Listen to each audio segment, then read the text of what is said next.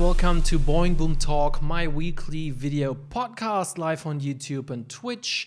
Also, a warm welcome when you're watching this later on YouTube, Facebook, or if you listen to the audio version of the podcast on iTunes or SoundCloud. Yes, welcome.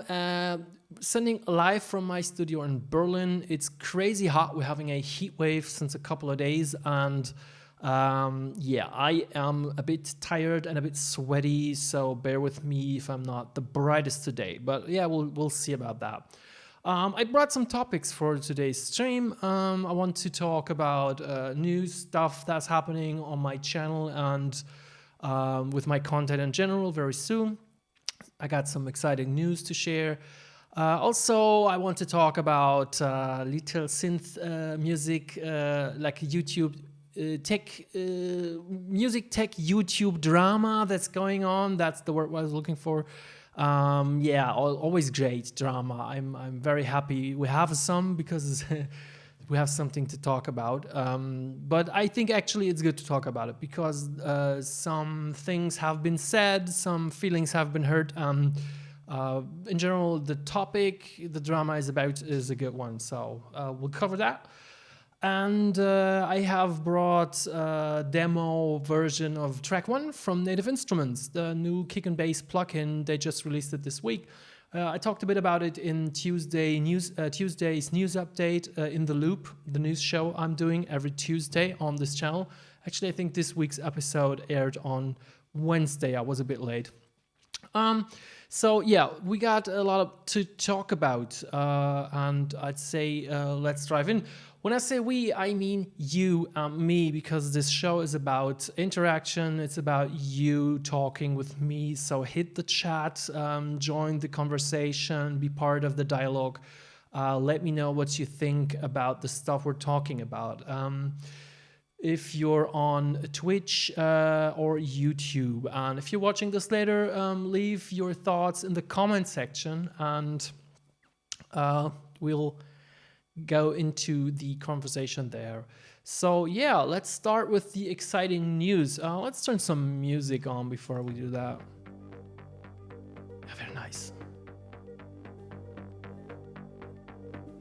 If anything is too loud or not loud enough, let me know.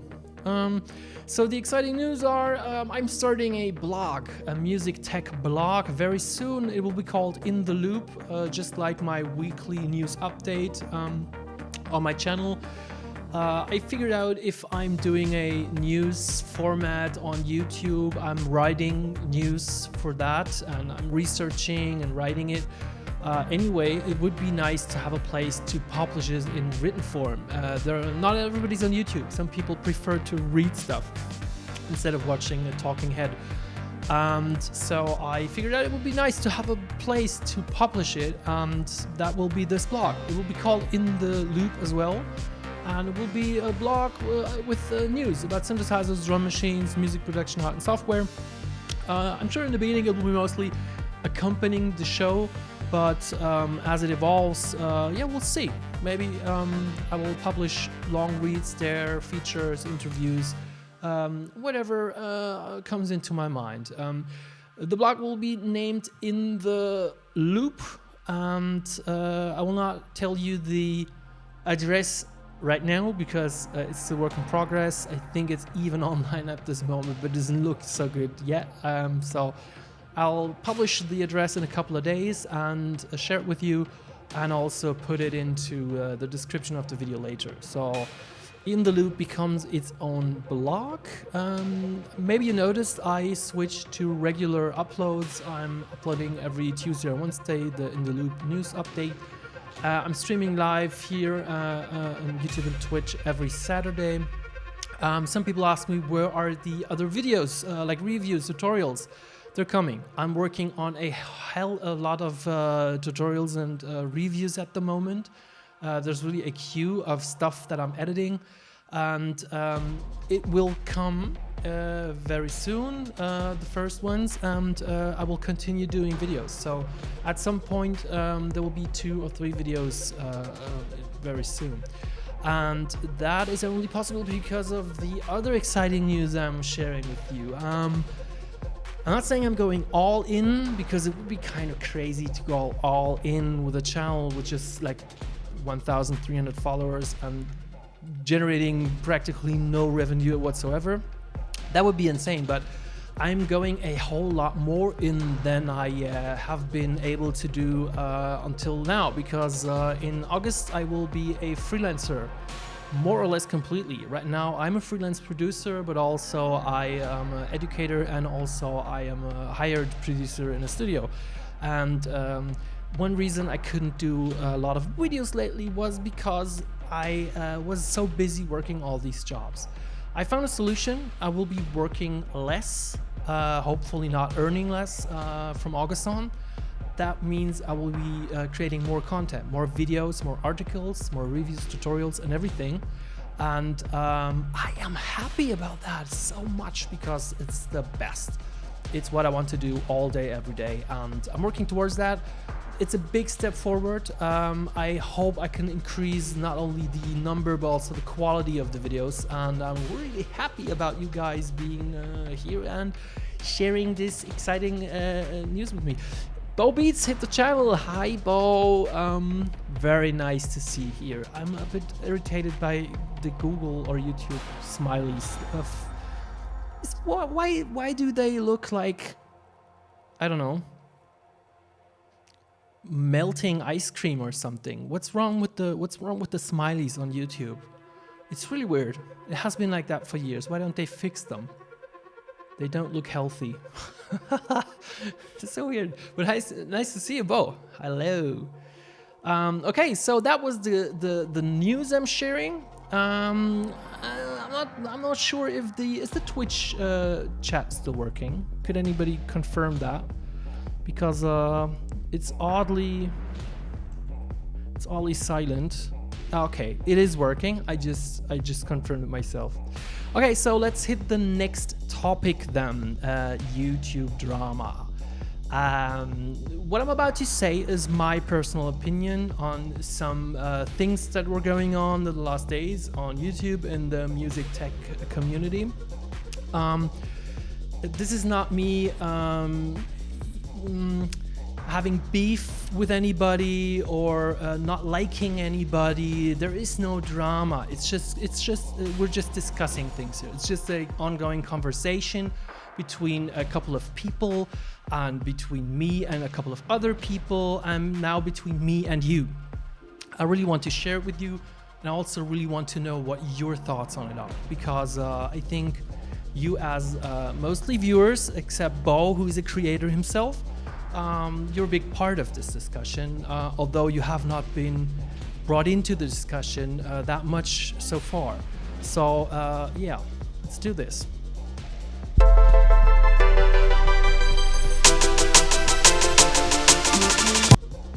Yeah, nice.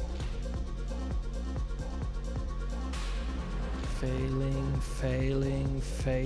come on. Okay, here we are. So, yeah. Simon the Magpie. This fella right here.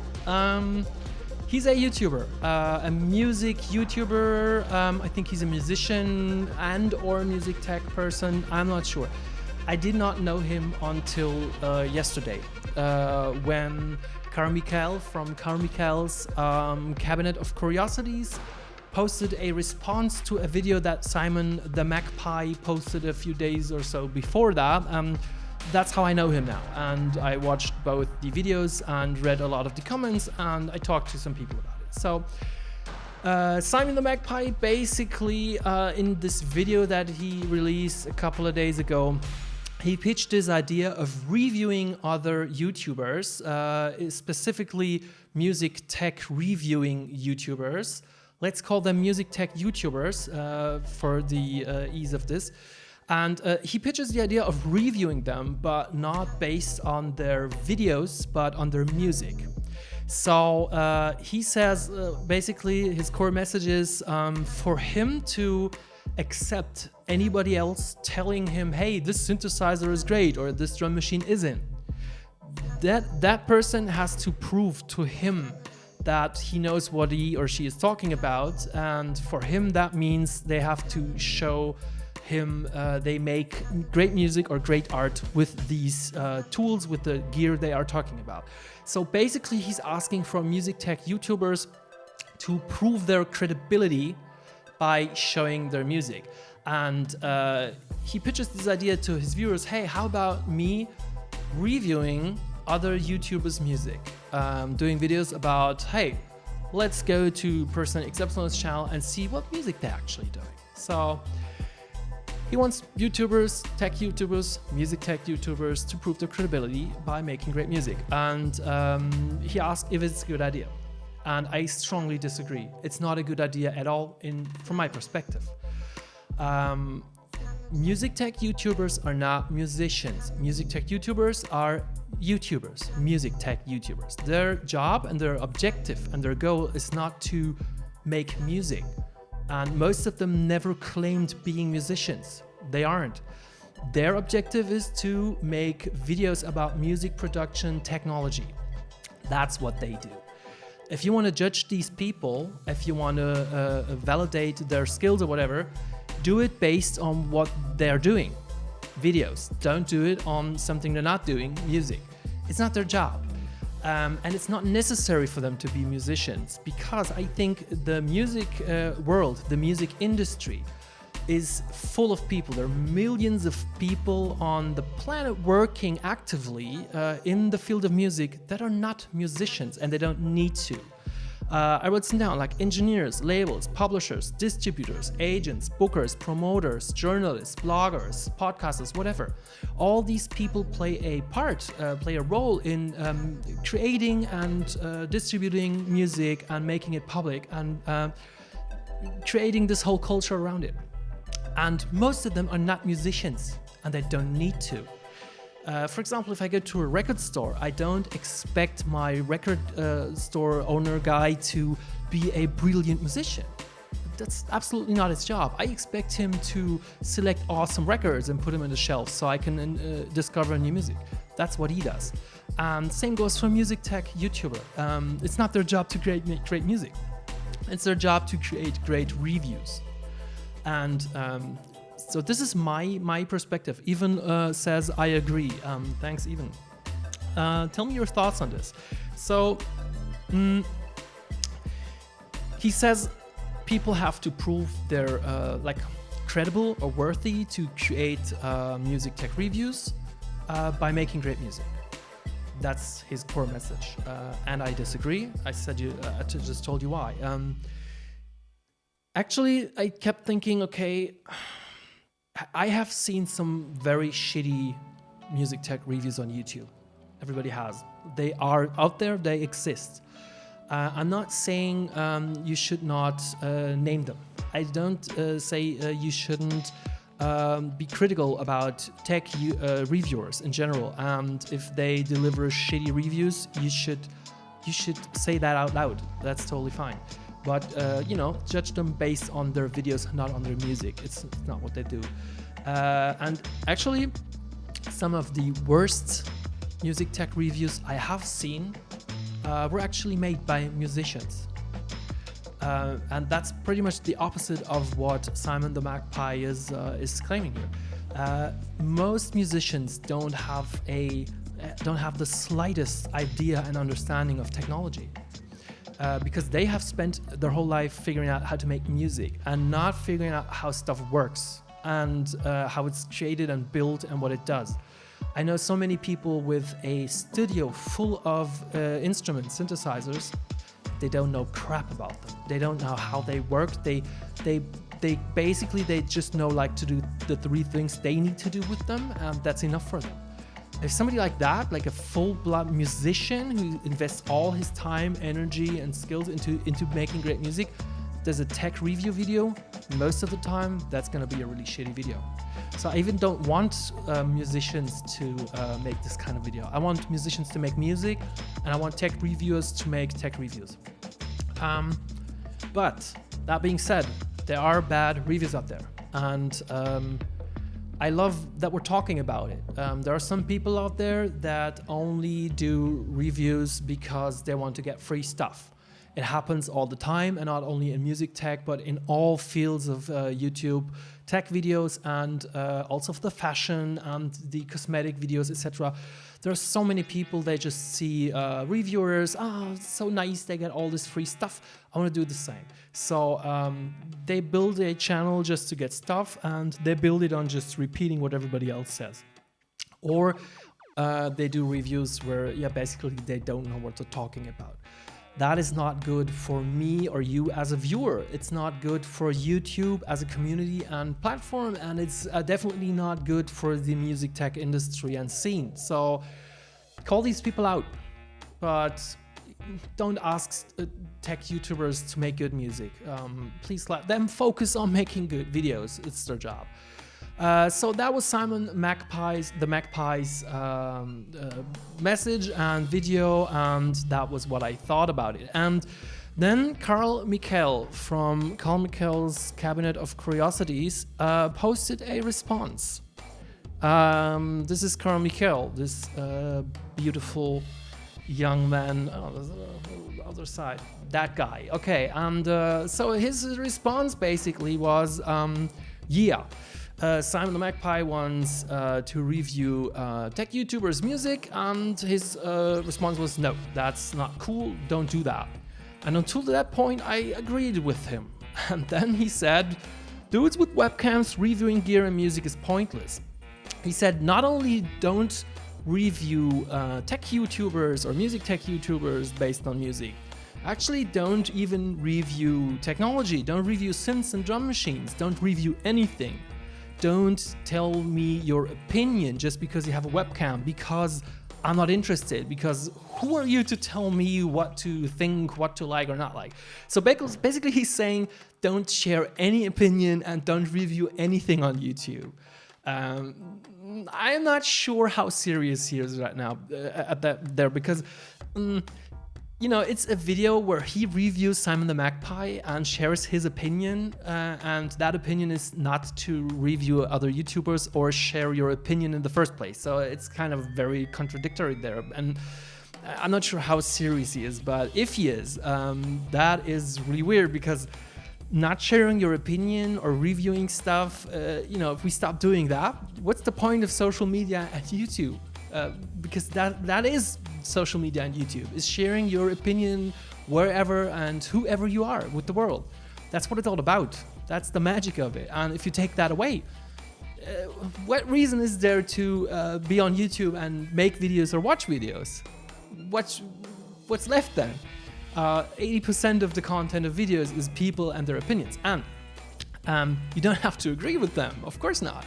It's always your own decision if you think of a YouTube personality or a reviewer or something as credible and as qualified, and if you don't, that's okay, move on. There's so many other channels with other people you might want to listen to, and there's so many videos even with nobody talking, the videos with the hands and the synthesizers and with the no talking title, even that. And I'm sure there's even videos without anything to hear, without music, perhaps even videos without music and pictures, whatever, if it makes you happy. But why pick on other people, and why I'm not saying he's hating there or something, but I get this slightly toxic negative vibe from it. It's like, who the fuck do you think you are telling me what to think about this and that synthesizer? It's free, it's entertainment, and sometimes it's journalism, sometimes it's both. It's just an offer. You don't have to take it. You can, if you don't like it, watch something else. But why spread this this weird negative vibe about it? I am happy though that we're talking about it. There are different opinions, there are different points of view on YouTube and inside the YouTube music tech community, and it's good to talk about it, as long as we keep the discussion fair and friendly. As a YouTuber, we get a lot of heat from toxic viewers, haters already. I got a hate comment a few days ago that was so nasty I wouldn't even read it loud here. We're getting that kind of heat already. There's no reason to give each other heat. in addition. I don't see the benefit for anybody in that. Once you start pointing with fingers at ears like, hey, who are you to tell me the synthesizer is great when your music is really crappy? Who decides if it's good music or bad music? Who says you have to make music in the first place to know about synthesizers and music technology? You're starting something really ugly there. And, originally it was about music, making music, enjoying music, talking about it, listening to it, something very positive. Something that brings a lot of positivity into people's lives and the world in general. Let's keep it like that. Let's keep it positive. That was my 5 cents on the little YouTube drama. Carl Michael and Simon the Magpie made very clear in a live stream or a podcast or something they did, and in several comments, that it's not beef, it's not drama, there's just two guys talking. But yeah, it's nice if it's not beef or drama for you. But I happened to notice there are quite some people in the community that felt attacked by these videos, that felt like, hey, is he talking about me? What's his problem? I'm just doing synth reviews. I'm putting a lot of work and effort in it. I'm trying my best. Why is he hating on me? So yeah, for some people it turned into drama, maybe without them intending it. Yeah, that's my 5 cents on that. Let me know what your thoughts on it are, if you even know about it, and do you think music tech YouTubers have to be also great musicians in order to be to earn the right to talk about music technology? Is it necessary? Are only musicians able to thoroughly review a piece of music gear? Is that the case? Let me know what you think. And while you're thinking, I'm gonna load up Ableton Live and we're gonna take a quick look at Trk-01, a first look at Trk-01 by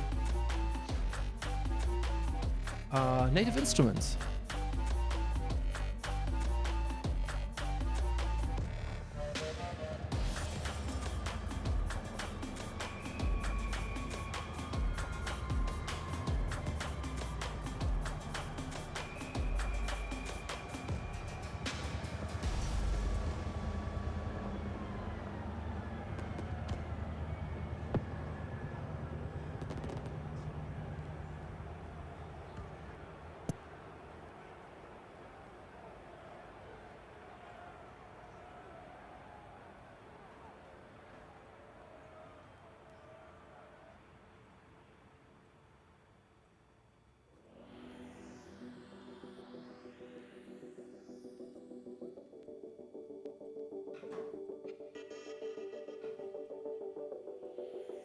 So it appears Even and I are pretty much alone here.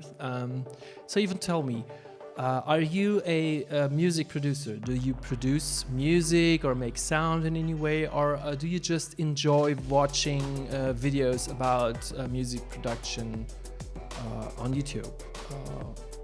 Let me know your perspective on this.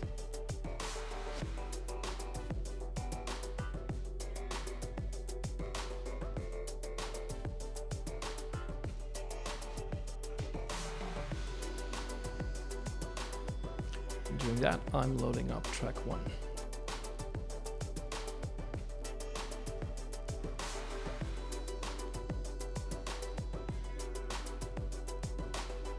Even says he makes music.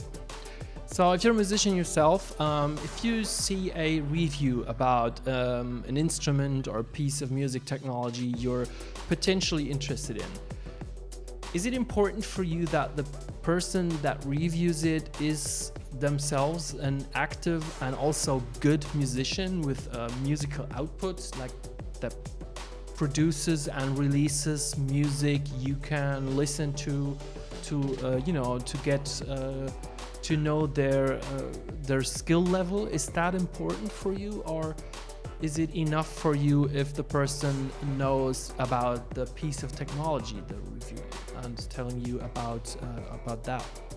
Let me know.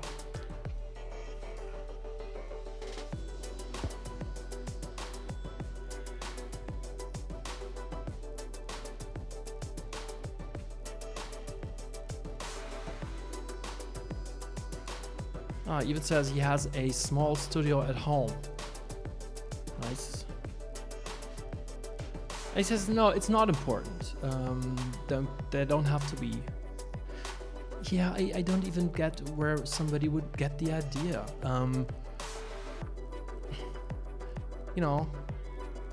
It's like, I don't expect a political journalist to be a politician. I don't expect a food critic to be a chef. It's different things. I don't know where they got the idea. Okay, so I have loaded up track 1. You can take a look at it. All right.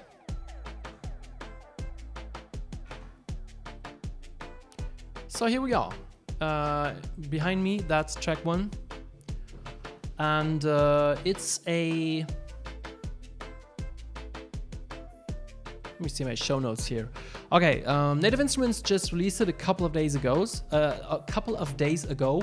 For me personally, it was quite surprising. I didn't see that one coming. I didn't hear any rumors.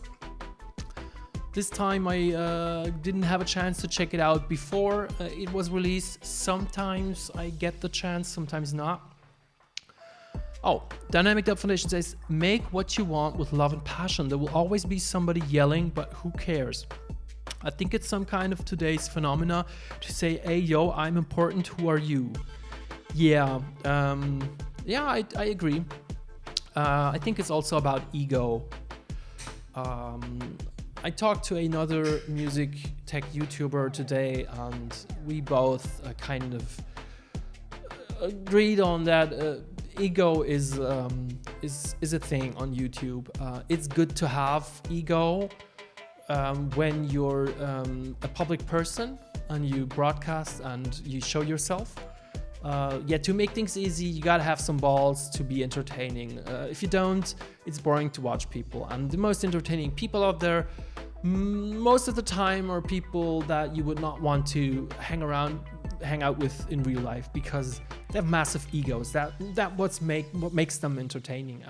So there's a lot of ego on YouTube, and that's okay. But sometimes the egos collide and they hurt each other, and then they revenge each other. And I just paid €11 to SoundCloud. I don't even know why.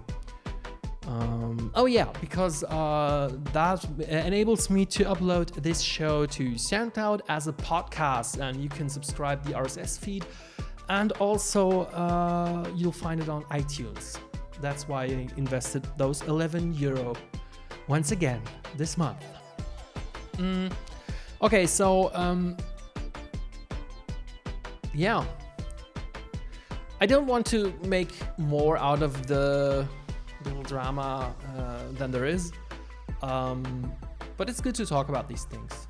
It's an interesting topic, and I guess we will hear about this topic always, once in a while and again, because it's an ongoing thing.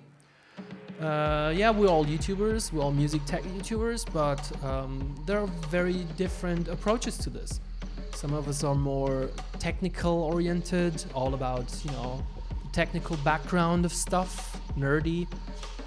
Some of us are more into the fun and social aspects of the music gear, and they like to talk about it spend time with it in a more fun and emotional way. Some of us are very creative and musically, with a bias on music, and like to, like Andrew Wang or Look Mom No Computer. These people, they're not necessarily, at least in their videos, going to talk about oscillators and filter types and stuff like that, and how they're made up and built together and stuff for hours. That's not their focus. Their focus is creating awesome, interesting, entertaining stuff with this gear, talking about that and showing that. And some are, some are more, business oriented. they understand their work as a business, and they treat it with a lot of professionality. And all of these ways of dealing with it are okay in their own right. But, you know, some of them work for you, some of them don't. Some you will enjoy, some you will totally not enjoy. But that's fine. That's what makes YouTube. There's a big variety, a big palette of offers. So if you're into music, no matter how you are, no matter what your taste is or your personality, you will find somebody on YouTube that presents it in a way that works for you. Maybe somebody that's totally hyped and talks a lot because that's your thing. Somebody that doesn't talk at all and just shows sounds, and that's your thing. It's both fine. Let people do their thing, let people be. There's no need for artificial competition here. We can all make it to the goal. Okay. I didn't even believe myself there, but you know what I'm talking about. Let's now take a look at something completely else. Track 1 by Native Instruments. It's a bass and kick plugin. So it's a new audio plugin that kind of surprised me. I didn't see it coming, as maybe you didn't.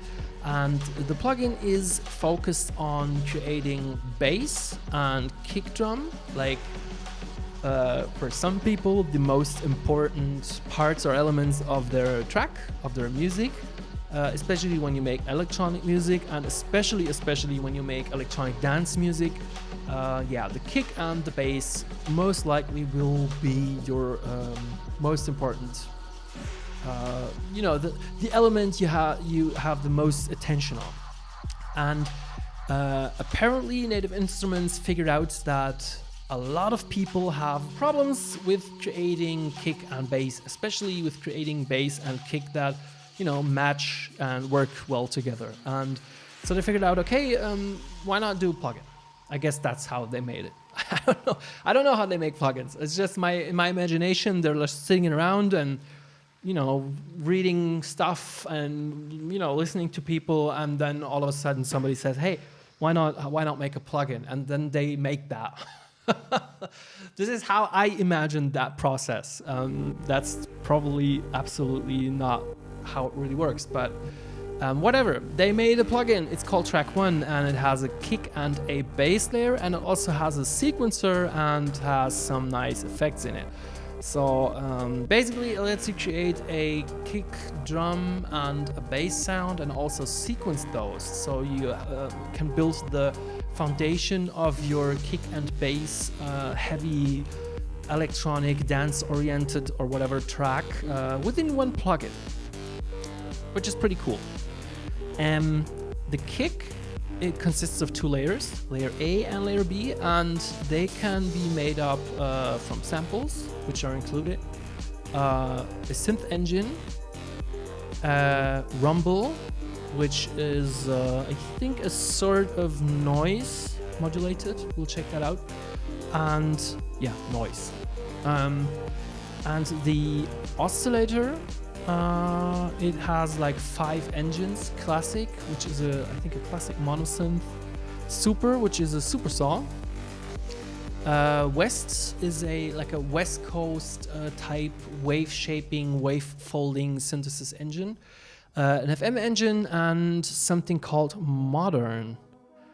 I'm not sure what modern means, but perhaps it's a wavetable-ish kind of thing. Wave A. Wave B. So it has something to do with wavetable synthesis. We'll check that out.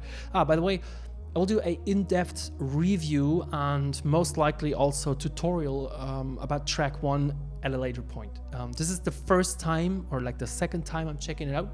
I just opened it for the first time a few minutes before the stream. So I'm seeing this for the first time, as maybe you are. This is just my first impression. Later, I will shoot a in-depth review and tutorial once I have spent enough time with it and the manual, and to have a real opinion and to really know what I'm talking about, because that makes me a good music tech YouTuber, not necessarily a good musician.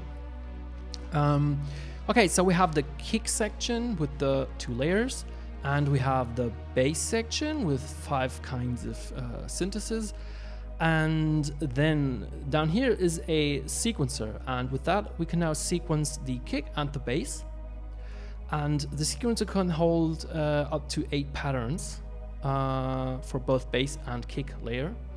And also you can save and hot swap up to 8 different sounds of kick and bass, which is pretty cool. It's also we'll look at that later. It's nicely implemented with the NKS standard, with the complete control keyboard or the machine controller, and you can then with keys switch between the different sounds in a performance kind of way. That's really nice. So this is the step sequencer down here, and then there's an effect section with insert effects, distortion, sample and hold, bit reduction, low pass and high pass filter for the kick, and distortion, unison, flanger and phaser for the bass. And then there's a equalizer for both. Then there's this output section. I think this is for routing, and it contains a compressor, which is nice. And also there are master effects, delay and reverb, which I can mix in. There's an envelope generator down here to create a sidechain type ducking effects within this plugin itself, so you don't need a additionally compressor to have a sidechain ducking or an external envelope follower. Yeah, I think that's the basic idea of it. Let's take a listen. When I first heard about it and researched about it I was like, okay, that's nice, but it's not that spectacular. Until I downloaded the demo and listened to some of the presets, and I was like, wow, okay, nice. Because it has what they call step locks, and what everybody else knows as parameter locks. So you can automate parameters within the step sequencer, which makes this pretty flexible to create some nice sounds. Unison for bass sounds some kind of weird though. Yeah, depends. I think unison on bass is quite common in some genres, like synthwave and some classic disco stuff. And there are quite some examples of when unison on bass makes sense, but usually it's created within the synth engine. I don't know how this works. So this seems to be an audio effect maybe that mimics unison. We have to research. Okay, let's now listen to some of the presets, but we have to be careful about that, because if this is anything like every expansion pack that Native Instruments have released in the past, some guys, I'm not saying any names, but some guys will start releasing their own music that is completely made up from the presets within this plugin in the next couple of days. There are people out there that do nothing else but create generic music, and whenever an expansion pack from Native Instruments or a plugin comes out, they get it right away and they make tracks based on the presets, the preset loops and everything.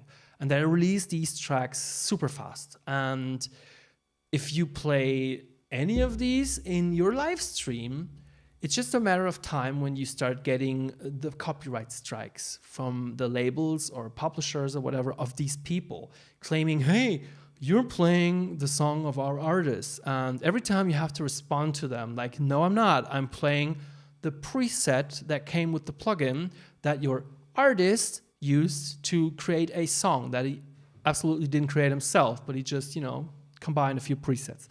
So that happens to me every time I play anything from Native Instruments expansion packs on live streams. It's not Native Instruments' fault. It's the fault of, people creating generic music just to make a few bucks, and labels and publishers stupid enough to sign these people and to release the music, perhaps not even knowing that these are not real artists. It's just a bunch of fake shit. So I'm afraid if I play too many of these presets for you, I will get copyright striked all the time again. So maybe just let's change the tempo to a bit unusual tempos for the genres. Let's try it.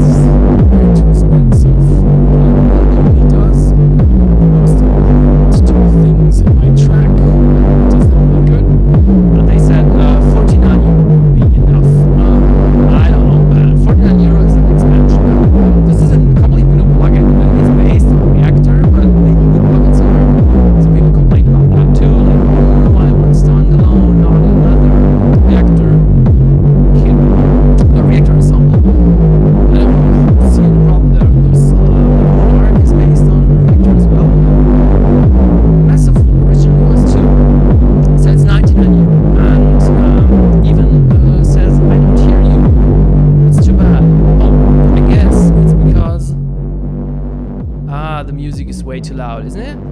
Yeah. Okay, I turned down the volume of the music. So 99 euro is the price, and yeah, it's worth that. Come on, what's 99 euro for a piece of software? Software is getting cheaper and cheaper, and people still keep complaining. I don't get it. And yeah, there was this guy. Let's check another preset.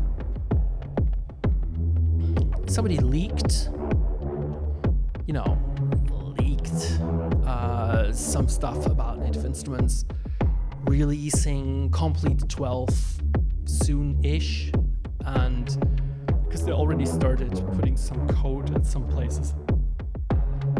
So some smart guy figured that out and was like, of course they're releasing a Complete 12 soon. What did you think? They always do.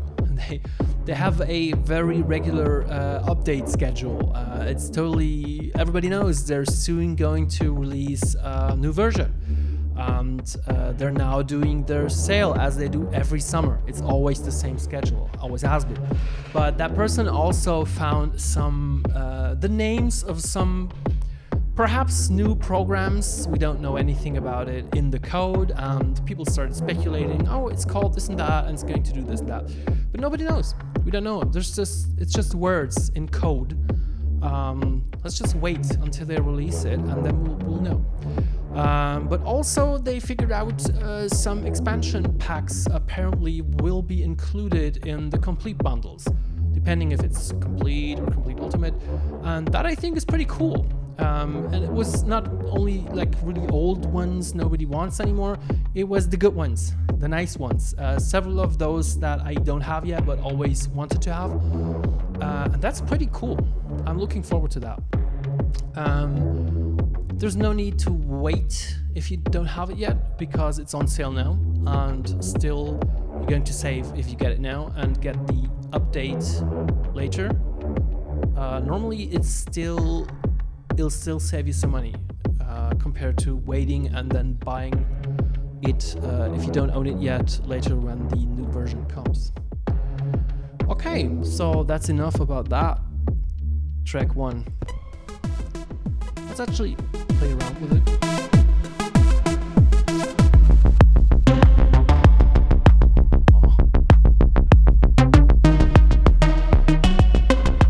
This is amazing, complex addressing there.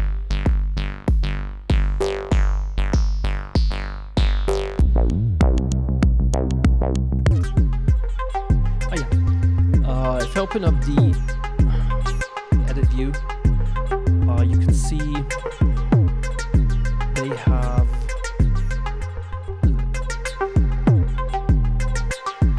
included folders for different musical styles, like techno, drum and bass. Let's check that out.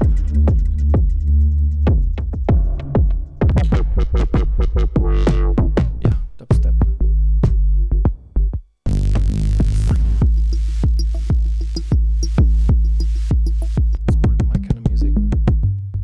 Also pop.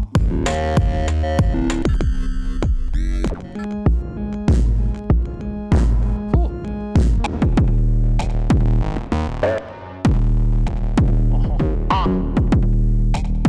Sounds more like 9 Inch Nails. I guess all of these, or many of these preset names are kind of referencing, but I never get the references. I'm not that good at pop music, at the pop music reference game. It sounds very intriguing.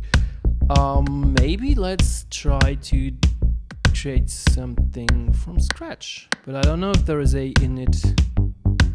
It doesn't appear to be an init preset. There's. Okay. I have to turn up my headphones though. And even Dynamic Dub Foundation, keep letting me know if anything is wrong with the audio samples. It sounds very different here on these headphones. Okay. So we have basically just a kick drum going on here.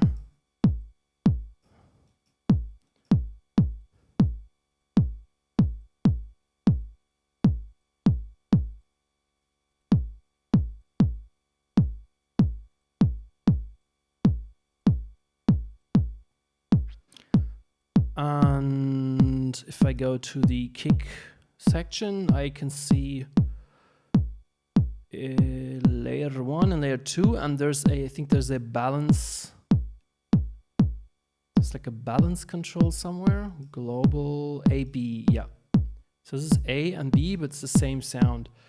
This is the sample engine now. So I have these categories: analog, digital, sub, acoustic, FX, and drums. Oh, that sounds nice. Let's stick with analog. Analog samples, that is. Okay, that's nice. So I'll bring in layer B now.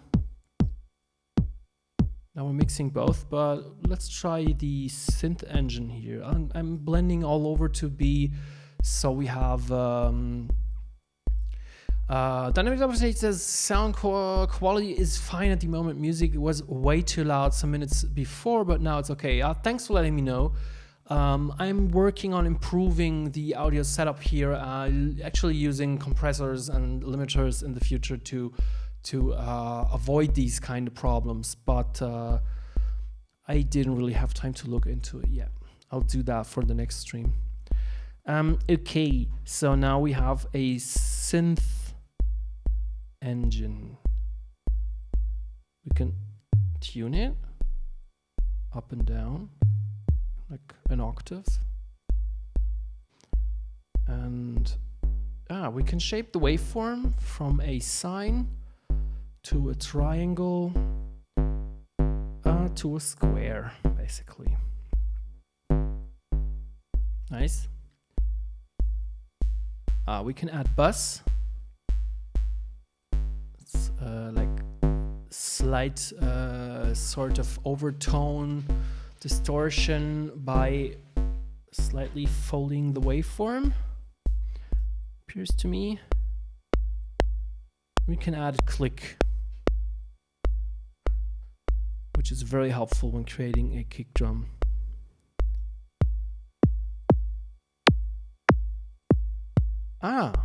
Nice. It's pitch, like a pitch modulation. Can put a pitch envelope on the kick to make it punchier. Let's turn down the tune. Ooh, nice. Duration. What's the duration of the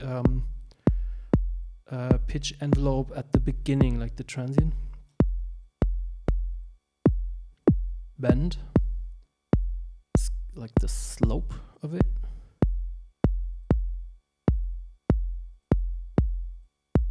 Body, I'm not sure what that does. It seems to add another, like it slightly raises the sustain of the release of the decay phase of the pitch envelope. That's what it seems to do. So here we have more controls. There's a drive.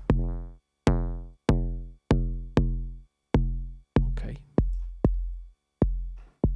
Here's a filter, low pass, band pass, and high pass. We have the cutoff and the resonance. So for example, we could use a high pass with a high resonance to accentuate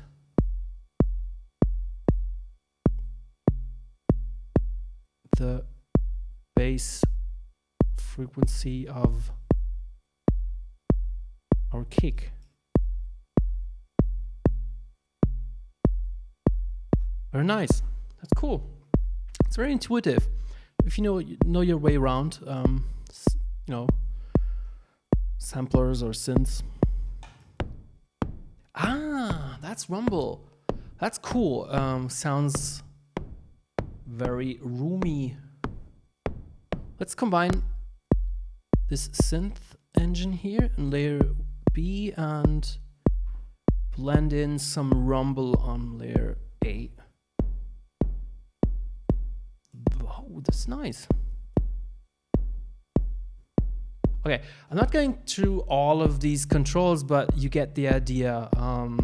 For each engine, sample, synth, rumble, noise, in the two layers, you have a couple of controls to tweak them. Okay, it's basic, but no, the demo time is over. I'm running a demo here. Native Instruments are going to send me a full version to do a review, but they unfortunately it didn't arrive here in time for this stream, so we're going to have to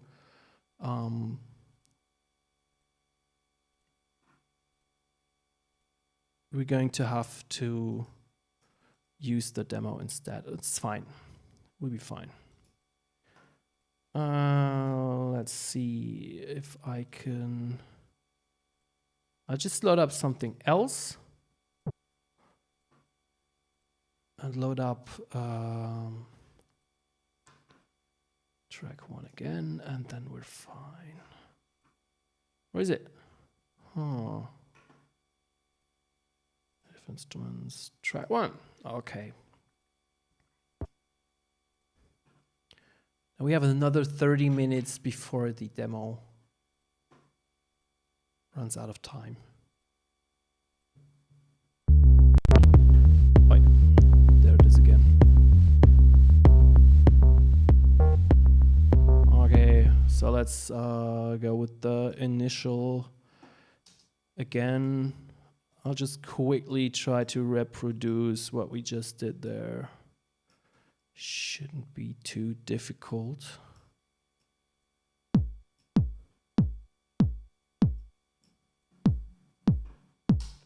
So we had the rumble here, and we had the synth here.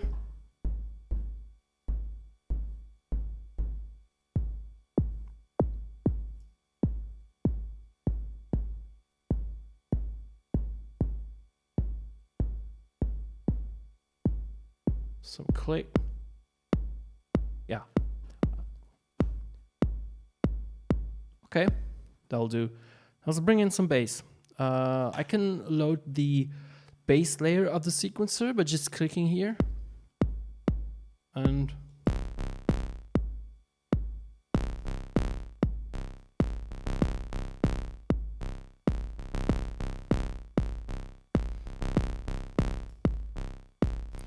so right now I'm entering velocity. If I hit pitch, no, okay. If you enter a note, you dial in the velocity just by clicking and dragging with the mouse here. And then up here, it appears a value for the pitch appears. This is +0 now, so I guess that's like a C or C1. And now you can dial in different values here.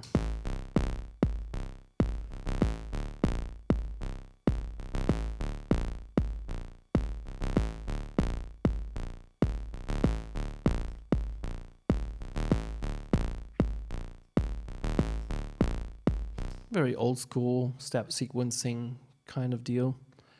Let's try the engines.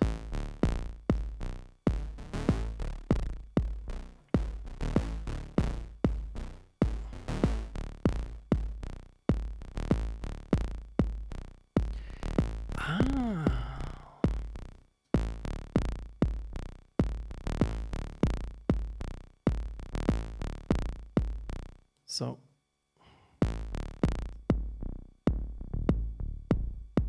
here's the filter.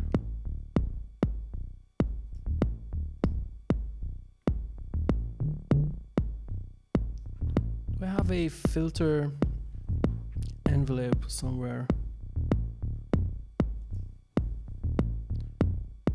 Perhaps I can just drag and drop it. Can I? That part I don't understand yet, but that's fine. Let's head to the oscillators. Okay, again, we can fold or shape the wave. The classic synth from falling sawtooth to square.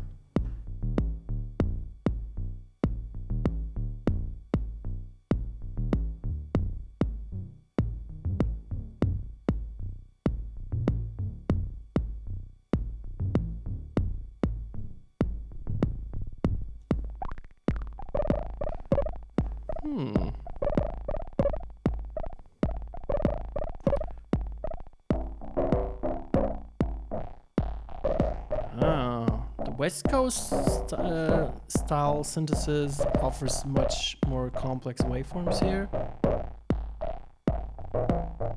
You can fold them.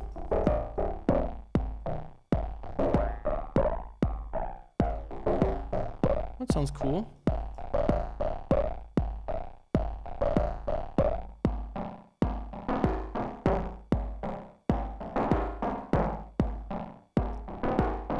Keep in mind, this is my first time trying this. I do not know what I'm doing. I'm just figuring it out.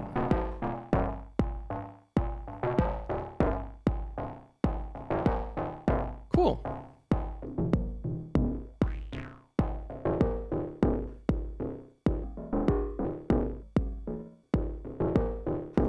Maybe let's stay with that. So, yeah, we can enter hold.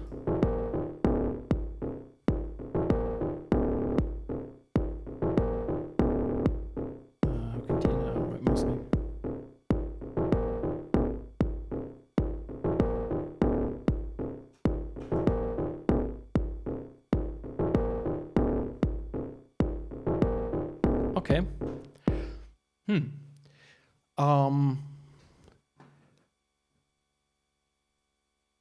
Judging from the presets, this is a really cool plugin. Of course, I don't know my way around it yet. So what I don't get is how I dial in modulation, for example. We have an amp envelope down here, LFO and noise, and another amp envelope. Okay. There's an LFO, but I don't know how to route it. Ah, now I get it. Okay, you just click the little cable connection symbol here, and then you have a direct connection between the modulator and the source and the destinations, and you can just dial in a value, like an amount. There we go.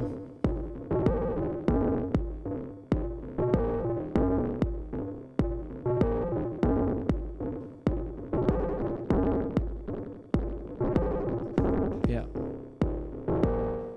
Okay, that I get.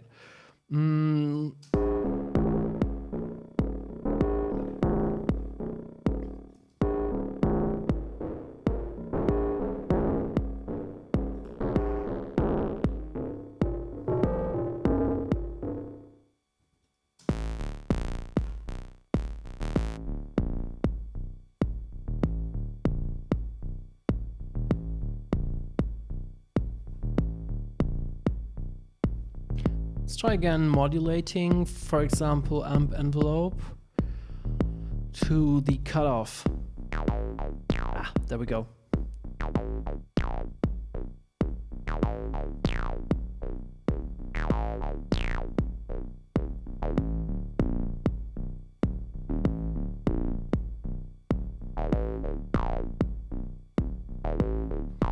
And LFO. Perhaps to the width.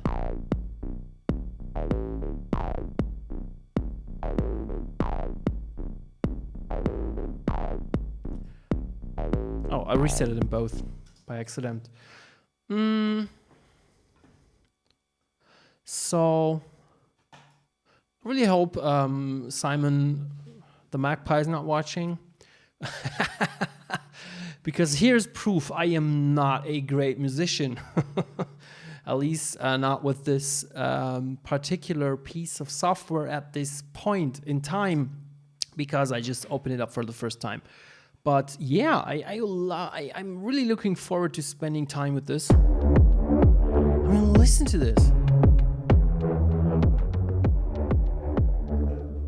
It's not quite as dope as what I just did a few minutes ago, but wow, amazing stuff. Hip hop. Yeah. Absolutely.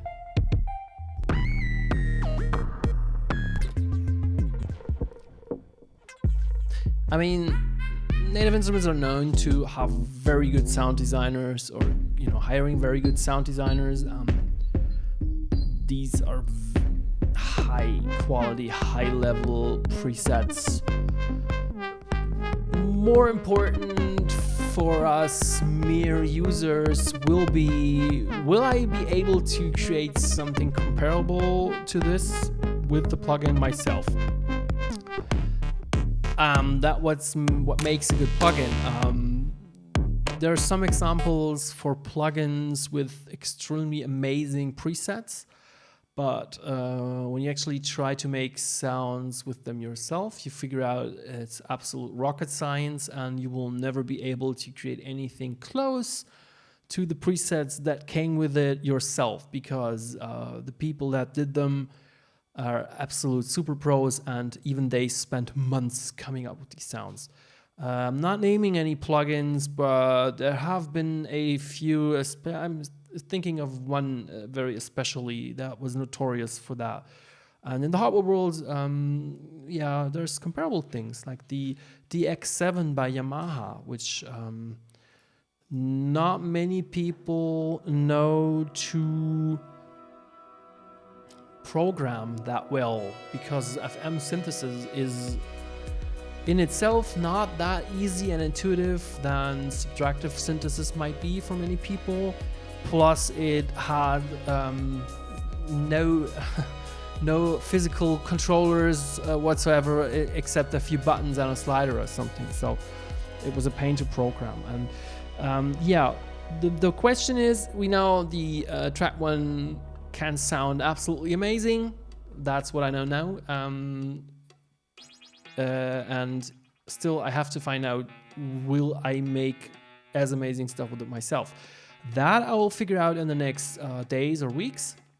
And then I'll shoot a in-depth review video and share it with you and tell you about it. And if you are a music tech aficionado and enthusiast as I am, and you're watching these videos and you're wondering, what makes him so special that he shares his opinion on stuff online? Let me tell you, I didn't just wake up one morning and decided to do that. Like, hey, I'm gonna share my opinion. I've been working with music production hardware and software for the last 24 years. Most of the time on a daily basis. I have spent my whole adult and life, and also most parts of my youth life, using, learning and understanding this technology. And it took almost 2 decades before I even thought about talking and sharing my opinion about that stuff with other people. Because I really want to know what I'm talking about when I'm talking about stuff. And so shooting a review video is not just like, let me try this for 5 minutes and turn on the camera and tell people what I think. In many cases, I am working on reviews a lot lately that are about to be published on the channel. It's weeks of work, at least. Sometimes it takes weeks to really, dig through the tutorial, really understand machine in its depth, and to use it enough to give a qualified opinion on what kind of users could enjoy it and what kind of stuff you could do with it in a practical everyday use. There's a lot of research that goes into it, a lot of scripting. It's a lot of work.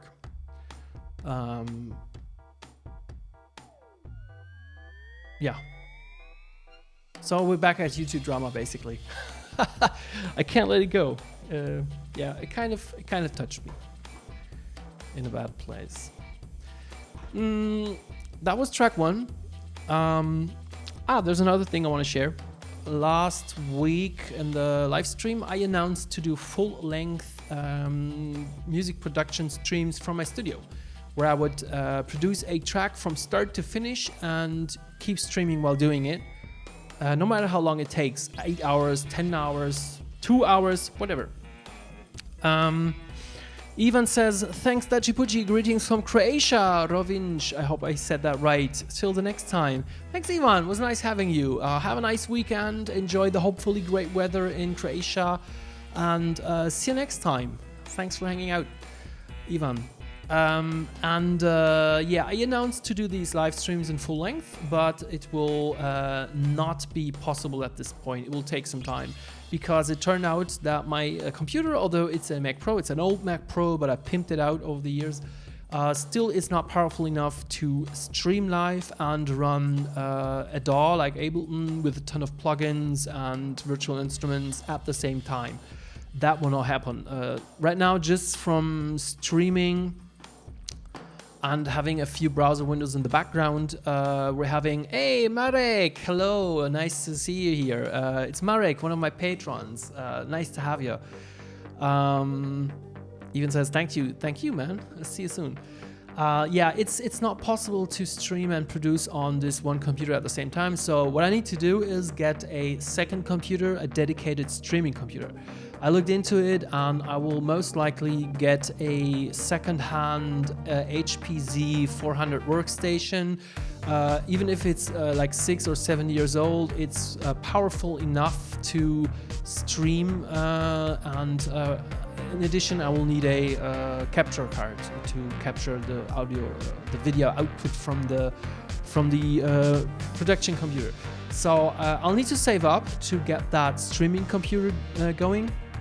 And once it's here and set up, we'll do these full-length live production streams from the studio as often as possible, because I'm really hyped to do that. I think it will be fun making music with you guys and really finishing tracks no matter what. Yeah, if you want me to start earlier, consider becoming a patron like Marek already did. Head over to patreon.com/DacciPucci and you can support the channel and me and my work with a contribution of $1 or whatever you like per upload or per month or whatever, to yeah, help finance this madness here.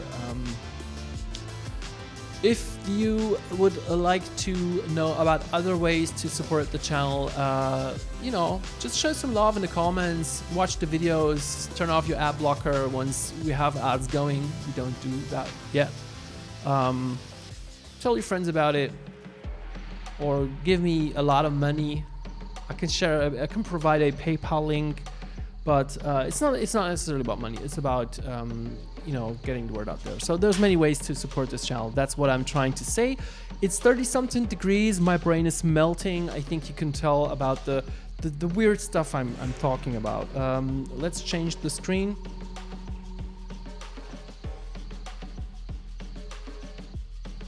So that is pretty much it for this week's live stream, Boing Boom Talk, the weekly stream from my studio where I hang out with you and talk about music production, hard and software, synthesizers, drum machines, or plugins as today, and about what's going on in the music scene, from YouTube drama to heat waves to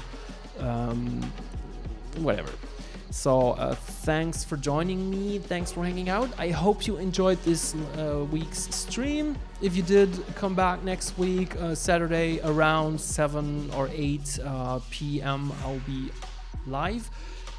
Tuesday, there's a new episode of In the Loop coming up, the weekly news update. The blog I was talking about, the In the Loop blog, will launch most likely in the next couple of days. So I'll keep you in the loop for that as well. And there's a video coming up, in-depth review video about the Novation Circuit monostation. That's almost finished. There's still some videos from Superbooth I didn't release yet. Some interesting Kickstarter project, interesting, and some other nice stuff. Lots of reviews coming up in the studio right now. I have a Mini Brute 2S right next to me that I will be shooting content with. And behind me, there's a Roland TR-8S that I got for a couple of weeks to shoot a video. So yeah, there's a lot of stuff happening. Always let me know about things you're interested in. No matter if it's hard or software I should check out, or music I should check out, or just stuff you're interested in. It does not always have to be products. Not everything is about buying and owning stuff. It's also about making stuff with it, good stuff, music stuff. Yeah, that's it from me today. Don't forget to make some music today, and thanks for joining the live stream. Bye bye guys, see you soon.